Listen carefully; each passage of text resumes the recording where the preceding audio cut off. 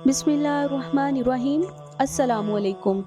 उम्मीद करती हूँ आप सब खैरियत से होंगे। आज मैं आपको बीबी ज़ैनब सलामुल्लाह अलैहा का करबला से कूफा और शाम का सफ़र बयान करूँगी।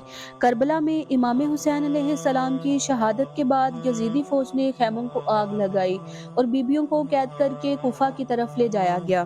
बीबी ज़ैनब सलामुल्लाह अलैहा की तकरीरों ने कूफा में हलचल मचा दी थी। अहले कूफा निदामत से भर गए, शहर में अफरा तफरी मच गई।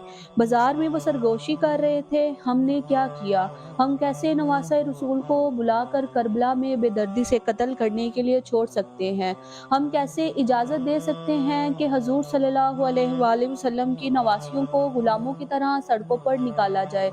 हमने क्या किया। इब्ने ज़ियाद को खदशा था कि कूफा के लोग इसके खिलाफ उठ खड़े होंगे। इन्होंने हुक्म दिया कि जेल की सख्त हिफाजत की जाए। किसी को इससे मिलने की इजाज़त नहीं थी। जेल के अंदर या इसके आसपास सिर्फ इंतहाई काबिल एतमाद मुहाफ़िज़ों को इजाज़त थी। इसी दौरान कूफा और दमिश्क के दरमियान कासिद दौड़े।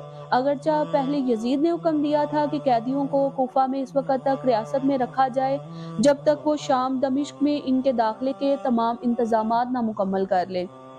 लेकिन कूफे के मिजाज की वजह से इब्ने ज़ियाद बेचैन था कि कैदियों को जल्द अज जल्द कूफा से बाहर निकाल दे। इनको शाम में जाने पर इत्तेफाक हुआ। एक बार फिर कैदी जमा हुए और एक जलूस कूफा से रवाना हुआ। लेकिन इस बार अहले कूफा से पोशीदा रखी गई और रात को हुई यूं शुरू हुआ आंसुओं का सफ़र। ये एक तवील और मुश्किल सफ़र था। बाज़ दफ़ा हमारे चौथे इमाम सज्जाद अलैहिस्सलाम रोते-रोते और बीमारी की शिद्दत से गिरकर बेहोश हो जाते थे, लेकिन इन यज़ीदियों को तरस नहीं आता था। लेकिन ये इमाम को ज़ंजीरों से खींचते और मारते। जब यज़ीदी अहलकार इमाम को ताज़ियाने मारते तो बीबी ज़ैनब सलामुल्लाह अलैहा इन्हें इस हरकत को रोकने के लिए मुदाखलत करती। कूफा से शाम तक का सफ़र बहुत तवील था, जो कि 20 दिनों पर मुश्तमिल था। ये सफ़र बहुत तवील और कठिन था, जिसमें औरतें और बच्चे भूख प्यास और गर्मी की शिद्दत से थक कर बेहोश हो जाते थे और कुछ बच्चे ऊँटों से गिरकर ऊँटों के पाँव के नीचे दबकर मर जाते थे। माएँ चीखती और चलाती थीं, लेकिन काफ़िला ना रुकता और आगे बढ़ जाता था और बच्चे सहरा में ही तड़प-तड़प कर मर जाते। एक दफ़ा बीबी ज़ैनब सलामुल्लाह अलैहा ने इस ऊँट की तरफ देखा जिस पर बीबी सकीना सवार थी। बीबी ज़ैनब सलामुल्लाह अलैहा ने बाकी ऊँटों की तरफ भी देखा, बीबी सकीना कहीं नज़र नहीं आ रही थी। वो घबरा गई, इमाम हुसैन अलैहिस्सलाम की प्यारी बेटी कहाँ हो सकती है? बीबी ज़ैनब ने शिमर से कहा कि वो इन्हें खोल दे, ताकि वो जाकर बीबी सकीना सलामुल्लाह अलैहा को ढूँढ सके।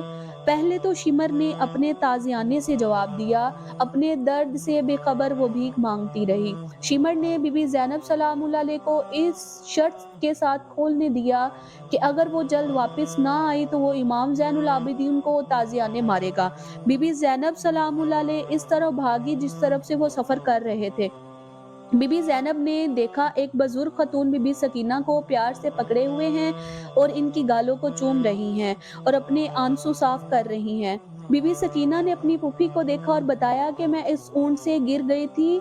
बीबी ज़ैनब ने उस बीबी का शुक्रिया अदा किया तो वो बीबी बोली, मेरी प्यारी बेटी ज़ैनब, तुम मेरा शुक्रिया अदा क्यों कर रही हो? मैं तुम्हारी माँ हूँ। जब इस बीबी ने अपना सर उठाया तो बीबी ज़ैनब ने देखा कि वो जनाब फातिमा ज़हरा सलामुल्लाह अलैहा थी। जब काफिला दमिश्क के नज़दीक पहुंचा तो उमरे साद ने यजीद को पैगाम भेजा कि वो पहुंच चुके हैं। यजीद ने हुक्म दिया कि वो काफिला जहां है वहीं रहे। वो चाहता था कि शाम के लोग असीरों को देखने और इनकी फतह का मुशाहिदा करने के लिए सड़कों पर खड़े हों। इसी दौरान जिन गलियों से कैदियों को गुजारना था, उनको झंडियों और कुमकुमों से सजाया जा रहा था। बीबी ज़ैनब ने कुफा फतह किया था और शाम फतह करने के लिए आ रही थी और उम्मीद करती हूँ आपको मेरी ये वीडियो बहुत पसंद आएगी। फिर मिलते हैं एक नई वीडियो के साथ। अल्लाह हाफ़िज़।